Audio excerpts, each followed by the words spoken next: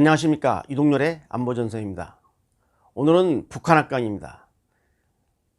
통일전선이란 무엇인가를 좀 살펴보겠습니다. 통일전선은 공산주의자들이 가장 즐겨 사용하는 조직전선입니다. 북한도 대남 적화혁명을 하기 위해서 이 통일전선을 매우 중요시하고 있습니다.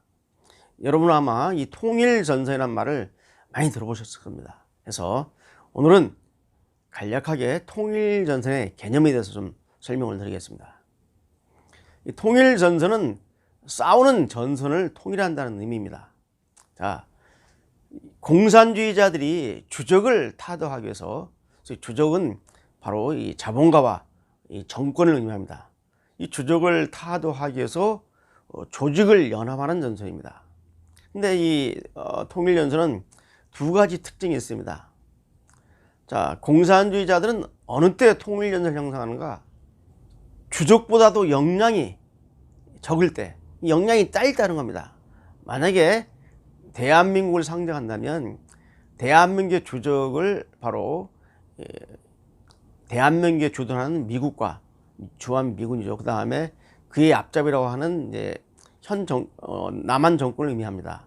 그렇기 때문에 주적을 타도하는데 자기네 우리 내부에 있는 공산혁명 세력, 예를 들면 이름하여 주사파들, 소위 김정은 뽀이들이죠. 이 주사파 세력하고 이 타 세력들의 힘이 주적을 타도하기에 충분하다 할 때는 절대로 통일전선이 필요 없습니다. 자기 힘 가지고 그냥 정권 타도시키면 끝나는 겁니다. 근데 힘이 모자랄 때 한다 이게야. 주적을 상대하기 힘이 모자라니까 바로 다른 세력과 연합을 하는데 아주 재밌습니다. 뭐냐, 어떻게 연합을 하느냐. 첫째는 대한민국 상황을 가정하면은 바로 국내 주사파들, 북한을 추종하는 주사파 세력이 플러스해서 누구를 견인하느냐. 비록 주사파 종북 세력은 아니라 할지라도 바로 정권에 반대하고 미국에 반대하는 세력이 있다면은 그 세력을 연합하는 겁니다. 이게 다른 좌파 세력이죠.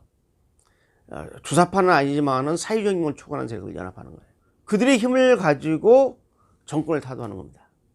두 번째 특징은 뭐냐면 이제 여러 제2세력과 힘을 합쳐서 주적을 타도한 다음에 그 다음에 어떻게 하느냐. 주적을 타도했을 때 도와줬던 세력들을, 이 제2세력들을 하나씩 고립화시켜서 제거해버립니다. 토사구팽이라고 생각하시면 됩니다. 주적 타도할 때 힘 합쳐서 이용해 먹고 주적 타도라는 목표를 결정한 다음에는 자기네 세력, 바로 국내로 말하면 종북 세력, 주사파 세력만 남겨놓고 나머지 제외했던 타 세력들을 다 고립화시켜서 제거하는 이런 악랄한 혁명 전술이 바로 통일전선 전술입니다. 제가 이 통일전선 전술의 사례를 한번 들어보겠습니다.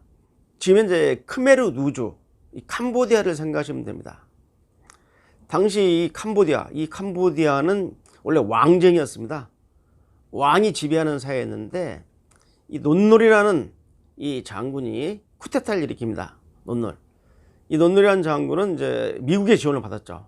그래가지고 쿠데타를 일으켜서 왕정을 갖다가 전복하고 이제 공화정을 세웠지만은 독재 정권입니다. 그래서 논놀이 이제 미국의 지원 아래 이제 캄보디아를 갖다가 이제 정권을 잡았는데 당시 캄보디아의 정통 공산 세력이 바로 크메르 누주였습니다. 크메르 누주 세력들. 폴포트와 키우삼판이 주도하는 이 크메르 누주라는 세력이 캄보디아의 정통 공산 세력이었어요. 근데 이 세력이 논놀 정권을 타도하려고 그러는데 힘이 딸려요. 힘이 모자라니까 바로 힘을 합쳤습니다. 캄보디아 민족해방연선, 이것도 사회주의를 추구하는 단체입니다. 캄보디아 민족통일연선, 이런 단체들을 합치고 이게 이제 공산세력이지만 크메르 누주와는 노선을 달리는 공산세력이었어요. 이것도 모자라니까 당시 미국에 반대하는 각종 세력들을 갖다 연합했어요. 그래가지고 광범위한 통일연선을 형성해서 소련과 중국의 배후 지원을 받아가지고 바로 논놀 정권을 타도합니다. 그래서 논놀 정권을 전복시키고 바로 이제 khmer 르주가 이제 캄보디아의 권력을 잡았는데, 이제 2단계에 돌입하자 어떻게 되느냐. 이 논놀 정권을 타도했을 때 도와줬던 세력들을 하나씩 다 제거해 버립니다. 그래가지고 여러분 아시겠지만은 시아누크라고 해서 당시 캄보디아 국왕이었는데 그 축출돼서 쫓겨났죠. 쫓겨났는데 이 캄보디아의 이 시아누크 국왕 세력은 왕당파라고 해가지고 계속 이 논놀 정권에 대한 반감을 가지고 있었어요. 근데 공산 세력은 아니었습니다. 그래서 통일전선 형성할 때 바로 왕당파까지 같이 했거든요.